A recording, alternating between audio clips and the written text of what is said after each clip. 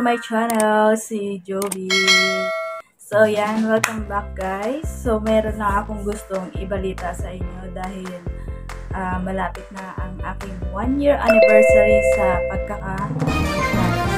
So ngayon guys, natutuwa lang ako kasi naka 2,500 subscriber na tayo guys and counting. So ayun, mag-iisang taon na buhat nang ako'y ma-monetize is halos madodoble na yung aking subscriber guys. So yun, nung na-monetize kasi ko guys is ang subscriber ko lang is 1,340. Tanda ko talaga yun guys na ang subscriber ko lang is 1,340 nung ako'y na-monetize nung October 4. Ayan. So, meron pang 1 week. Ayan, halos na siya, madodoble na yung aking subscriber. So, natutuwa lang ako guys kasi kahit paano sa loob ng isang taon is umangat yung aking subscriber. So, yun, nakakatuwa lang kasi kahit paano, kahit tayo ay small YouTuber lang is may improvement yung ating YouTube channel. So, yun, kahit minsan nakakapag-upload ako ng hindi masyadong maganda. Ayan. At least kahit paano yung subscriber natin is tumataas. So, yun guys. Gusto ko lang pasalamatan yung mga taong naka-subscribe or naka-follow sa ating YouTube account. Ayan. So, thank you. Dahil dyan kahit paano is nadadagdagan yung aking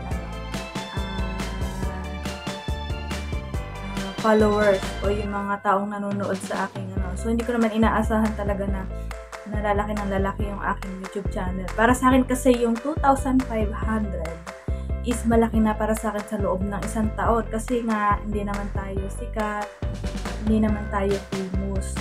So, yun, pagka wala akong content talaga, nag-upload lang ako ng mga shorts video. Minsan, binibisita ko yung mga short video ko, yung mga 15 seconds, kahit paano merong nagsusubscribe na pa isa-isa. Ayan, oo guys. Tsaka laking tulong din yung mga paggawa natin ng mga tinatawag nilang ninja account or dummy account. So yun, nakakatuwa lang. Kaso nga lang, syempre, pag hindi nakalagay yung kanilang mga ninja, so hindi nila napapanood yung ating video. So yun. Pero at least kahit paano yung mga ganong account is nakakatulong para tumaas yung ating subscriber. Pero mas maganda pa rin yung mga organic subscriber. So yun lang. Doon na ako nakakakuha talaga ng mga subscriber minsan dun sa mga shorts video. Yan. Minsan pagka malaki yung mga views ng shorts video, di ba minsan hindi natin inaasahan na yung mga shorts video natin is umaabot ng 1K, 2K, 3K, minsan mas mataas pa doon. So, minsan yung mga ganong short video is mataas ang views. Tapos, minsan doon ka nakakakuha ng mga subscriber talaga. So, yan nakakatuwa lang sa loob ng 11 months. 11 months and 3 weeks is dumoble na ang aking subscriber. So, yun, maraming salamat dahil sa inyo, dahil sa mga teams, hindi po lalaki ng ganito ang aking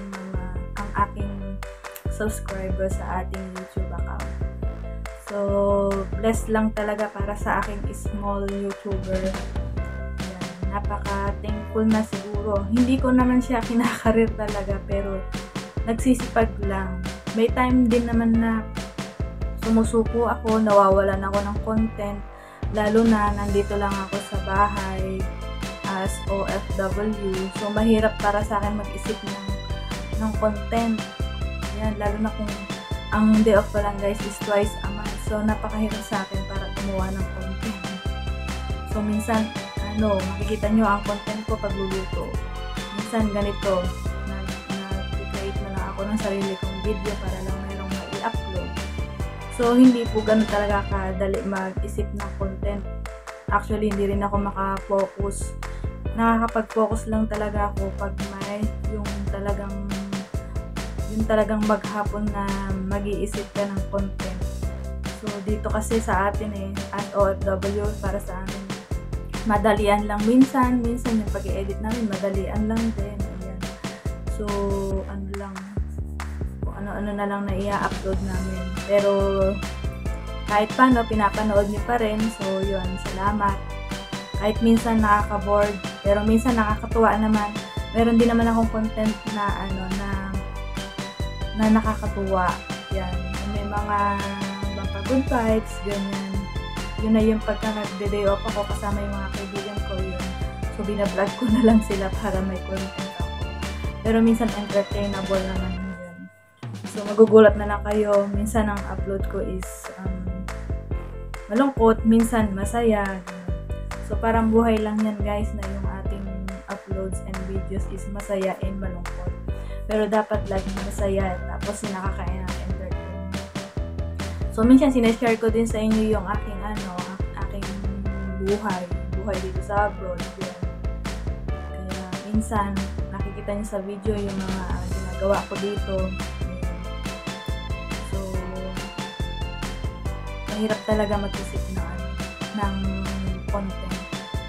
Maigi pa yung mga nandun lang sa bahay, yung mga nanay lang na nasa bahay minsan na talaga makapag-focus sa content.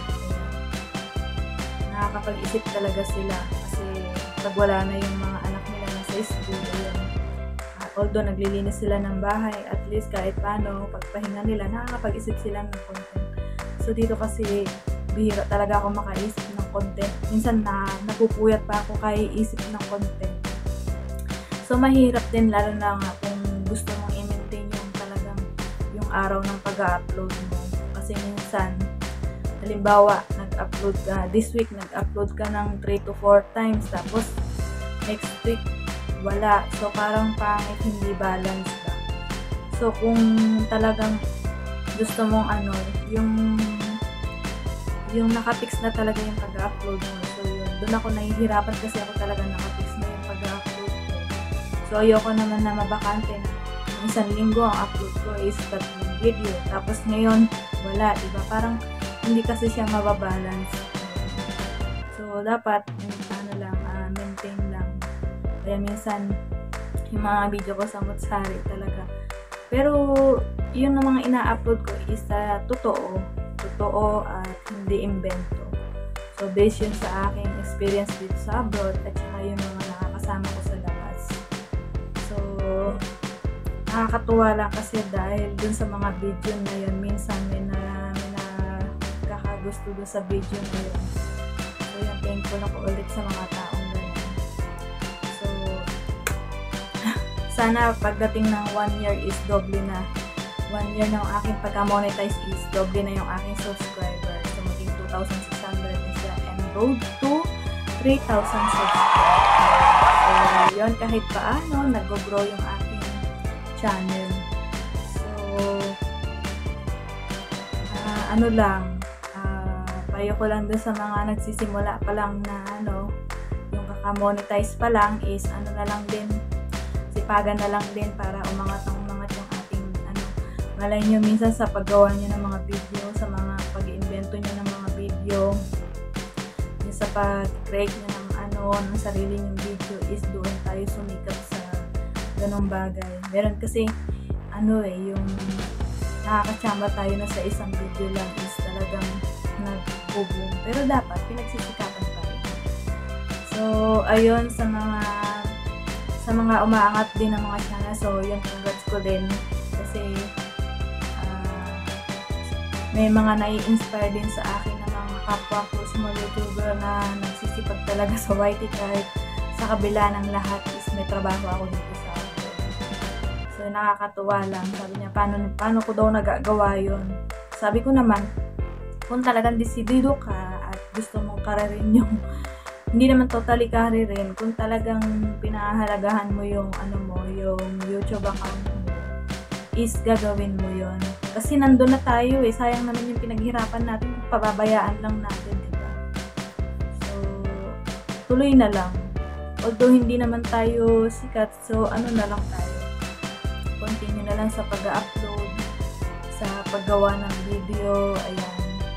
Kung matalas yung pag-iisip nyo, minsan, gawa na lang kayo, isip na lang talaga kayo ng content na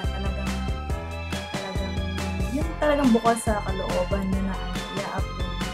Kasi marami naman tayo dyan, marami akong kilala na magaling talaga mag-invento ng video, ng content. So nakakatuwa yung mga taong gano'n, ano, kasi hindi sila nawawalan ng idea kung paano gumawa ng sarili nilang content. So yun,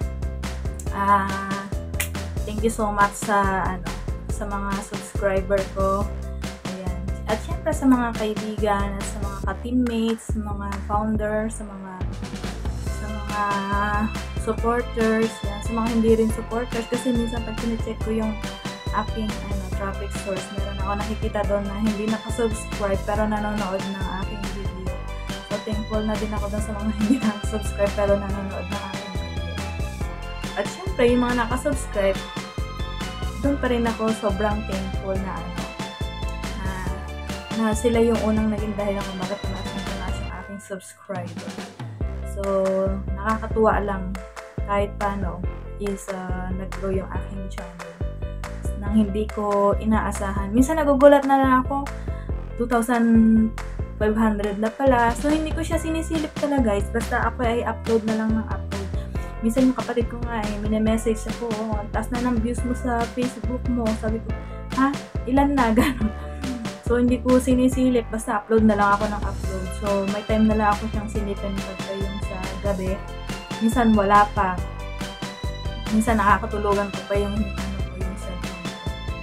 So yun guys, maraming salamat sa inyong lahat sa mga panonood ng aking videos. At dahil dyan is nakakatuwa talaga na na-reach ko yung 2,500 subscribers. So wala na akong ibang mahihiling sa inyo at masasabi kundi maraming salamat sa patuloy na pagsuporta sa aking mga video. Maganda man o hindi, pinapanood niyo pa rin. So ayan, thank you sa lahat. Thank you! At sana ganun din kayo, magsipag na lang din mag-upload para nung sa ganun, kahit sentimo lang ang kinikita natin sa bawat video, pag pinagsama-sama mo yan, is malaki na din para sa ating mga small YouTuber. Okay? So, once again, thank you so much guys!